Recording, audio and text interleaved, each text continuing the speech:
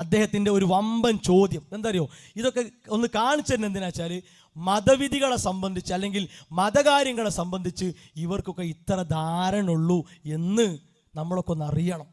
അങ്ങനെയാണല്ലോ. ഇത് വിമർശനവും ആക്ഷേപമൊക്കെ പറയുമ്പോൾ ഇതൊക്കെ കൃത്യമായിട്ടുണ്ടെങ്കിൽ പറഞ്ഞാൽ പോരെ. ഒന്ന് കേട്ടോളൂ ചോദ്യം.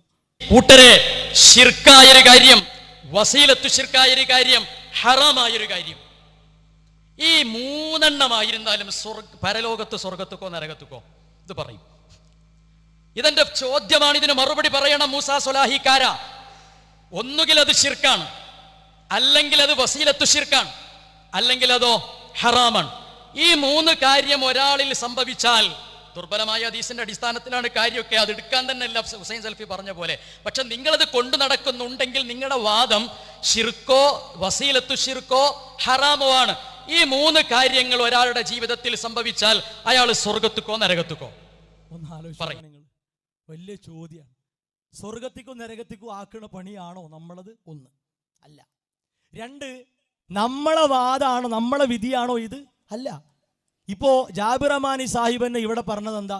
ഞങ്ങൾ ഇജ്മാ അംഗീകരിക്കും. ഇജ്മാ എന്ന് പറഞ്ഞാൽ ഓരോ കാലഘട്ടത്തിലും അഹ്ലുസുന്ന വൽ ജമാഅയുടെ പണ്ഡിതന്മാർ ഒരു പ്രശ്നത്തിൽ തെളിവുകൾ മുന്നിൽ വെച്ച് ഏകോപിക്കുക, അതിനാ ഇജ്മാ എന്ന് പറയാം. ആ ഇജ്മാ പ്രകാരമുള്ള വിധിയാണ് ഇസ്തിആനത്തും ബിൽ ജിന്ന്, ജിന്നുകളോട് സഹായം ചോദിക്കുക എന്നത്. അത് എന്താണ്? മുത്ലഖൻ ശിർക്കല്ല, നിരുപാധികം ശിർക്കല്ല. അതിൽ ശിർക്കാകുന്നതുണ്ട്, ശിർക്കിലേക്ക് എത്തിക്കുന്നതുണ്ട്. അതുകൊണ്ട് എല്ലാം ഹറാമാണ്, നിഷിദ്ധമാണ്. ആ വാതിൽ അടച്ചിടണം, തുറക്കാൻ പാടില്ല. ഈ വിധി പറഞ്ഞു കൊടുക്കൽ നമ്മുടെ ബാധ്യതയാണ്. അത് പറഞ്ഞു കൊടുക്കാതിരുന്നാൽ കുറ്റം കിട്ടും. അതുകൊണ്ടാണ് പറഞ്ഞു കൊടുക്കുന്നത്.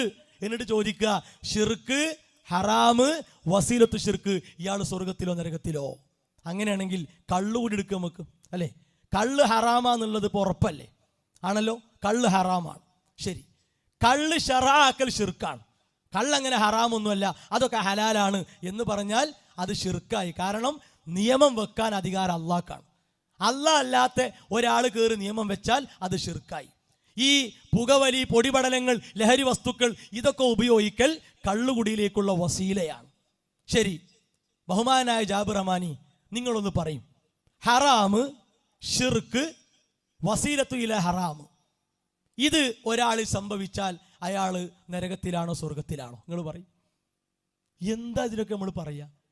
ഒരു മതവിധി പറയുന്നതിൽ ആലസ്യം, അത് കേൾക്കുന്നതിൽ ഒരമർഷം, ഒരു വല്ലാത്ത ഒരു പേടി.